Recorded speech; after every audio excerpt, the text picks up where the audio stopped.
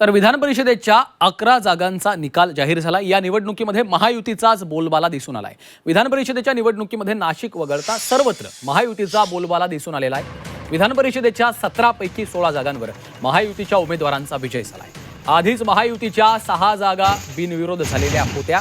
आज 11 जागांसाठी झालेल्या मतमोजणीतही महायुतीने बाजी मारली आहे। 11 पैकी 10 जागांवर महायुतीने विजय मिळवलाय। महाविकास आघाडीला साधा भोपळाही फोडता आला नाहीये।